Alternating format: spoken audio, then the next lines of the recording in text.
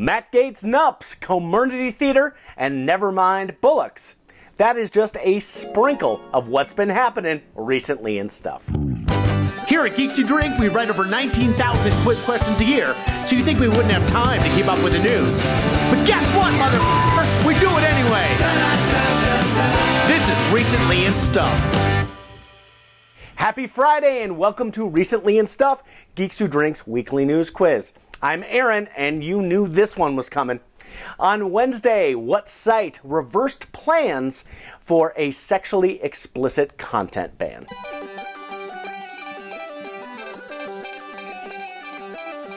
Yes, that is OnlyFans, who bowed to pressure from creators on its platform after earlier announcing a porn ban coming in October. Similar reversals followed on its sister sites OnlyFins, OnlyFlans, and OnlyFans. Hey. None of those should be confused with the Scottish dating website LonelyFens. Oh, I hope he finds love. But next up on Monday, what Detroit group announced a Faygo-soaked farewell tour?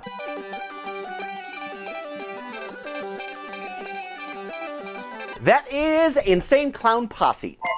Following a cardiac arrhythmia diagnosis, Violent J told a crowd at Gathering of the Juggalos that ICP would do one last global tour in 2022 before calling it quits. His doctor said the diagnosis would have come sooner, except Violent J kept stopping the exam to ask the fucking MRI, how does it work? Pure motherfucking magic, right? Next up, diners at a JFK airport lounge captured video of former New York City Mayor Rudy Giuliani doing what?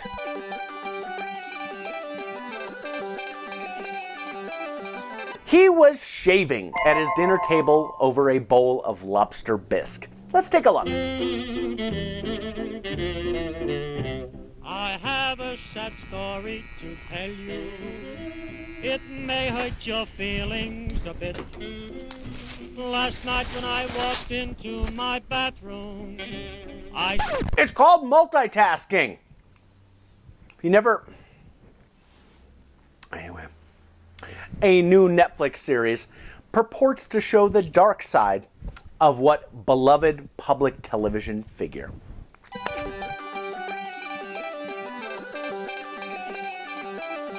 That is Joy of Painting guy Bob Ross. One of the documentary's most shocking revelations, that for years he harbored Khmer Rouge officers evading war crimes charges. Moving on, a recent poll found what Midwest college's mascot to be America's fourth most offensive.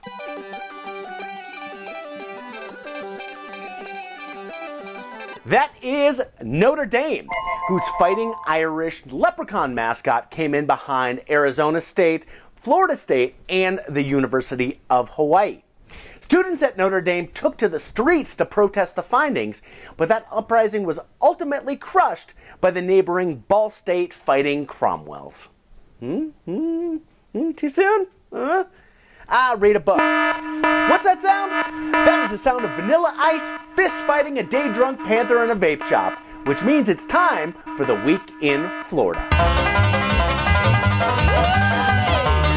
The nation of Colombia issued a detention order for two Florida businessmen in connection with a scheme to gather what precious resource?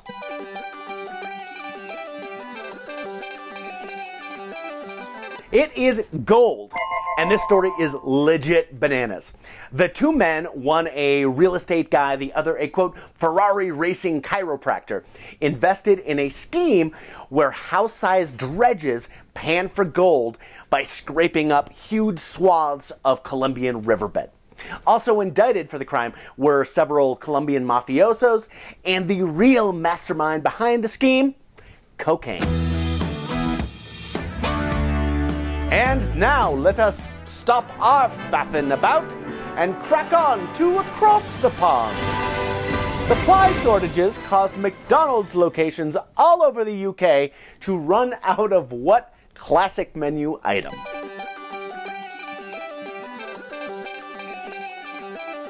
Sorry, Gov. they're fresh out of milkshakes. Thousands went online to complain that they could no longer get Britain's two favorite flavors, milk and plain brown. If upper lip now, what?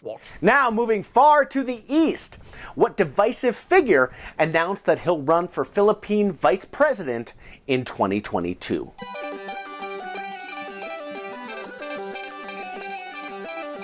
Legally barred from another presidential term, Rodrigo Duterte said on Tuesday he will run for the vice presidency in next year's elections.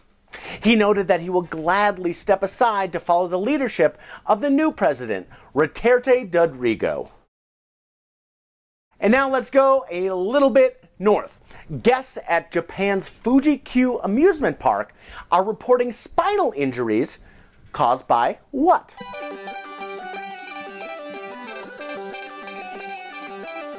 It is a high-speed roller coaster, which was shut down pending investigation, with at least 6 people claiming that it caused broken bones. Still, a better record than Japan's other famous spine destroyer, the futon.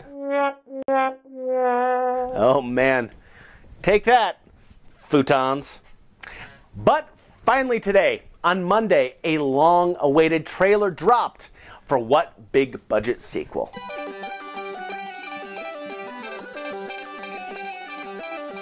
That would be Spider-Man No Way Home.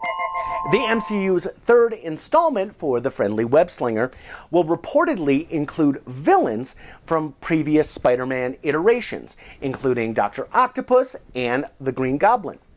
Other villains rumored for inclusion are Scorpion, Rhino, Kraven, Morbius, Shocker, Vulture, Mysterio, Venom, Carnage, Mayhem, Mephisto, Felicia Hardy, Tom Hardy, the Hardy Boys, Hardys, Carl Jr., Carl Sr., Carl Sandburg, Karl Rove, Karl Lagerfeld, the Sandman, Sandy Koufax, Shadowfax, a Fax Machine, Hobgoblin, Gobhoblin, Blognoblin, Hemoglobin, Dr. Doom, Dr. Demento, Dr. Oz, Dr. Phil, Dr. Mayim Bialik, Dr. Teeth, Dr. Quinn Medicine Woman, the Spin Doctors, Mike Richards, Richard Nixon, Puberty, Gravity, Crushing Ennui, Tom France, Tan France, French Stewart, Capitalism, that other Spider-Man pointing at him, Bono and the Edge, Sony, Winklepicker, Retcon Marriage, New York Traffic, Manju Barrett, Bad Accents, Cast of Rent, Jack Kirby, Uncle Ben, Birth Control, Ho Chi Minh, Richard Nixon, Back Again, Moonshot, Woodstock, Watergate, Punk Rock, Peter Parker.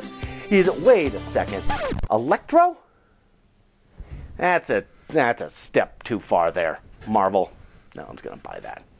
But hey, speaking of segues, you could say that time itself is the worst villain of all, because we've come to the end of another episode of Recently in Stuff. We will be back next week with more current events trivia, and I will see you then. Don't pull us down for copyright and Peter Parker. Peter Parker. Hi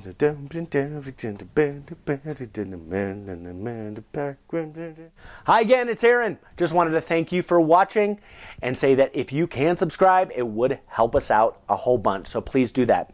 You can also check out our other YouTube content in this whole area here. So thank you.